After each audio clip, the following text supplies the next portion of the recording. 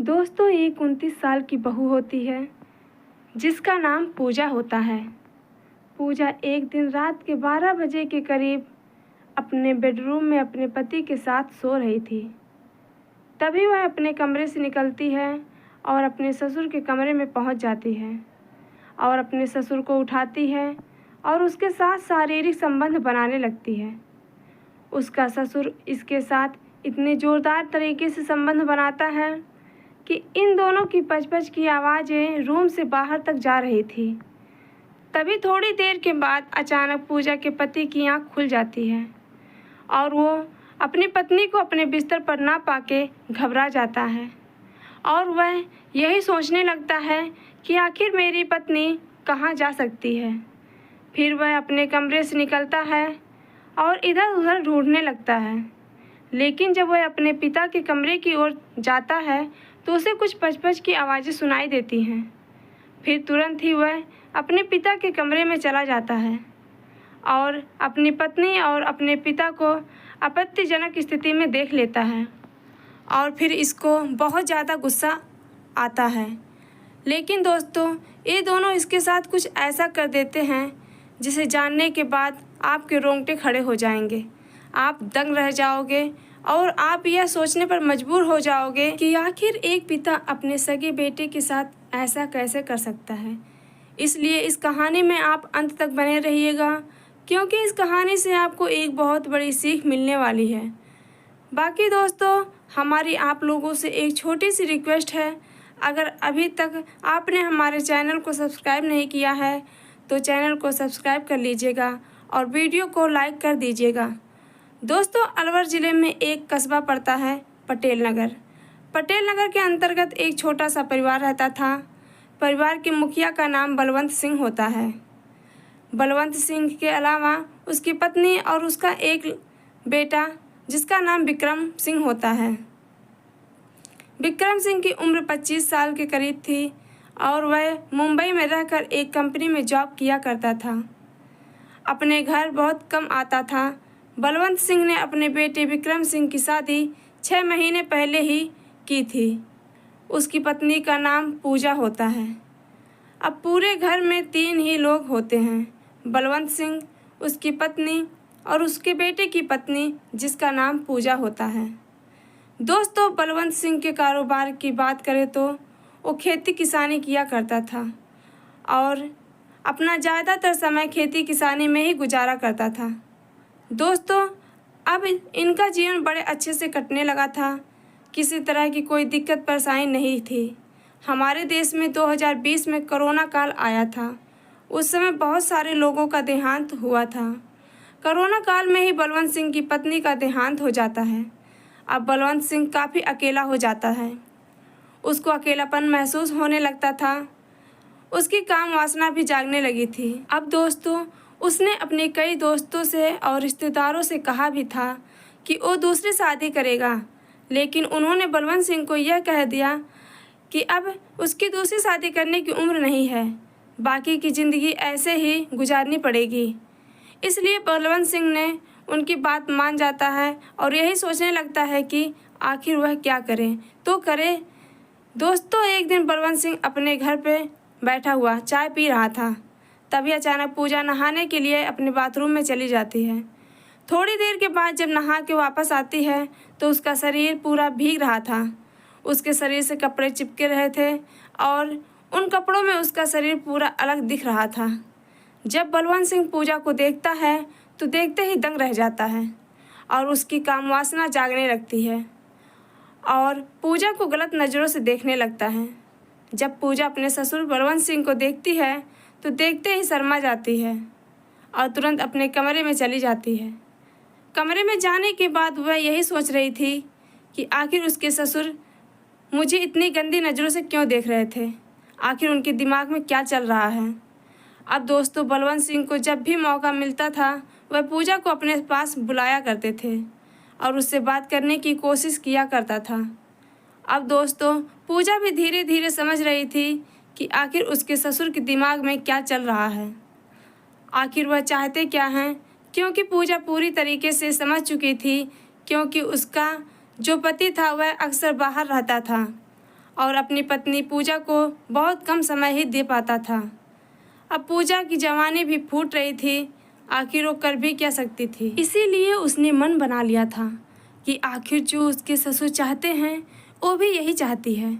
दोस्तों, एक दिन बलवंत सिंह अपनी बहू पूजा को अपने पास बुलाता है और उससे कहता है कि बहू, मेरे पैरों में थोड़ा दर्द हो रहा है, क्या थोड़ी देर तक तुम मेरे पैर दबा सकती हो। अब पूजा उसकी बात मान जाती है और पैर दबाने लगती है। लगभग 10 मिनट तक वो पैर दबाती है। फिर बलवंत सिंह पूजा के साथ अश्लील हरकतें करने लगता है, उसे छेड़छाड़ करने लगता है। पूजा इसका कोई विरोध नहीं कर रही थी। अब बलवंत सिंह के हौसले और बढ़ जाते हैं और तुरंत ही वह पूजा को दबोच लेता है और अपनी बाहों में ले लेता है। फिर वो पूजा से कहता है कि जो मैं चाहता हूँ क्या तुम भी वही चाहती हो। अब पूजा कुछ बोलती नहीं है और शर्मा जाती है। फिर बलवंत सिंह समझ चुका था कि जो मैं चाहता हूँ पूजा भी वही चाहती है। अब बलवंत सिंह पूजा को अपनी गोद में उठाता है और गोद में उठाकर अपने कमरे में लेकर चला जाता है और अपने बेड पर लेटा देता है। फिर एक एक करके वह पूजा के कपड़े उतारता है और अपने कपड़े भी उतारता है और थोड़ी देर के बाद वह पूजा के साथ संबंध स्थापित करने लगता है। वह इतने ज़ोरदार तरीके से संबंध बनाता है कि वह पूजा की हालत ख़राब कर देता है। इन दोनों की पच-पच की आवाज़ें पूरे रूम में गूंज रही थी। लगभग 2-3 बार बलवंत सिंह पूजा के साथ संबंध बनाता है और जब थक जाता है तो वहीं पर लेट जाता है। दोस्तों, पूजा अपने ससुर की मर्दानगी से काफ़ी खुश हुई थी क्योंकि उसे वह आज चरम सुख मिल रहा था जो उसके पति से पहले कभी नहीं मिला था। दोस्तों, पूजा और उसका ससुर अब घर में अकेले ही रहते हैं और ये इस तरह से रहते थे जैसे एक दूसरे के पति पत्नी हों। अब जब भी इन दोनों को मौका मिलता था, चाहे वो दिन में हो या फिर रात में, एक दूसरे के साथ इसी तरीके से गलत काम किया करते थे। अब दोस्तों, 1 साल का समय गुजर जाता है। 1 साल के बाद पूजा की पति विक्रम सिंह घर में आ जाता है और अपनी पत्नी के साथ रहने लगता है। 5 मार्च 2022 रात के 12 बजे के करीब पूजा अपने पति विक्रम सिंह के साथ सो रही थी। रात के 12 बजे के करीब पूजा की आंख खुलती है और अपने कमरे में से निकलती है और अपने ससुर के कमरे में पहुंच जाती है। वह अपने ससुर को उठाती है और उसके साथ संबंध बनाने लगती है। उसका ससुर इतने ज़ोरदार तरीके से संबंध बनाता है कि इन दोनों की पच-पच की आवाज़ें रूम से बाहर तक जा रही थी। तभी अचानक विक्रम सिंह की आंख खुलती है और वह अपनी पत्नी को अपने पास ना पाकर घबरा जाता है और वह यही सोचने लगता है कि इतनी रात को मेरी पत्नी कहाँ पर जा सकती है। फिर वह सोचता है कि मेरी पत्नी शौच करने के लिए गई होगी, इसलिए वह 10 मिनट तक अपनी पत्नी के आने का इंतज़ार करने लगता है। लेकिन 10 मिनट के बाद भी उसकी पत्नी नहीं आती है, तो फिर वह अपने कमरे से बाहर निकलता है और इधर उधर ढूंढने लगता है। तभी वह अपने पिता के कमरे की ओर जाकर देखता है तो कमरे से अंदर पच-पच की आवाज़ें आ रही थी। अब वह समझ चुका था कि अंदर कमरे में ही कुछ गड़बड़ है। तभी वह तुरंत अपने पिता के कमरे में प्रवेश कर जाता है और अपनी पत्नी और अपने पिता को आपत्तिजनक स्थिति में देख लेता है। दोस्तों, बलवंत सिंह जब अपने बेटे विक्रम सिंह को देखता है तो देखते ही दंग रह जाता है। उसके पैरों के नीचे से ज़मीन खिसक जाती है। पूजा भी जब अपने पति को देखती है तो तुरंत कपड़े पहनने लगती है। बलवंत सिंह भी अपने कपड़े पहनता है और विक्रम सिंह के पैरों में गिर जाते हैं।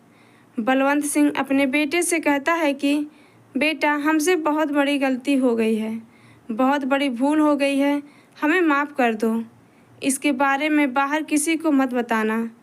लेकिन विक्रम सिंह अपने पिता से कहता है कि तुमने मुझे धोखा दिया है, तुमने मेरे साथ बहुत बड़ा अन्याय किया है। फिर वह पूजा से कहता है कि तुम्हें तो मैं छोड़ दूंगा, तुम्हें तलाक दे दूंगा। अब बलवंत सिंह को काफ़ी गुस्सा आ जाता है और अपने बेटे का वह हाथ पकड़ लेता है। हाथ पकड़ने के बाद वह पूजा से कहता है कि तुम इसका गला घोंट के इसकी हत्या कर दो। फिर पूजा जो है विक्रम सिंह का गला घोंट देती है और थोड़ी देर के बाद उसकी हत्या कर देती है। हत्या करने के बाद इसको पंखे से लटका दिया जाता है ताकि किसी को शक ना हो कि हमने ही इसको मारा है। फिर इसको पंखे से लटका के ये दोनों अपने अपने कमरे में जाकर सो जाते हैं।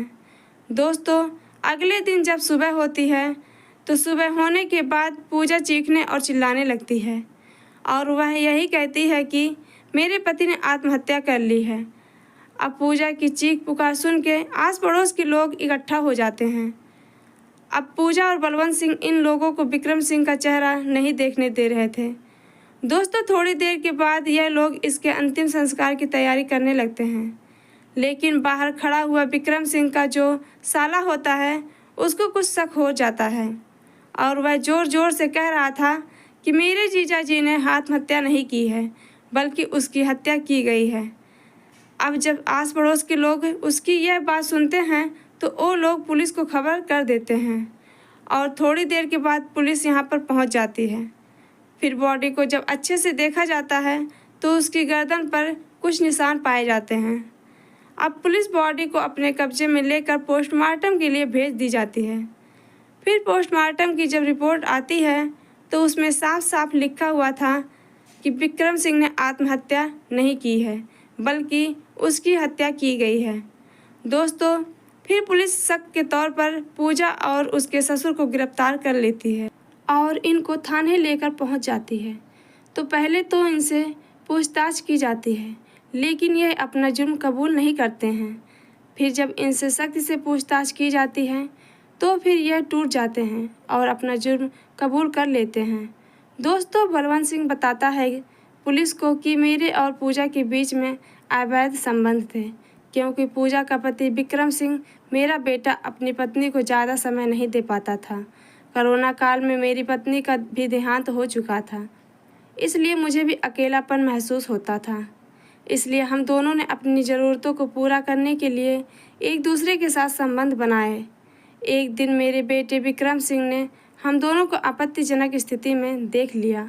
हमने उसको समझाने की पूरी कोशिश की, लेकिन वह नहीं माना, इसलिए हमने उसको रास्ते से हटा दिया। अब पुलिस इन दोनों के ऊपर हत्या का मुकदमा दर्ज करके एक चार्जशीट बनाती है और इनको अदालत में पेश किया जाता है। वहाँ से जब इनकी सुनवाई की जाती है तो जज साहब उनको आजीवन कारावास की सज़ा सुना देते हैं।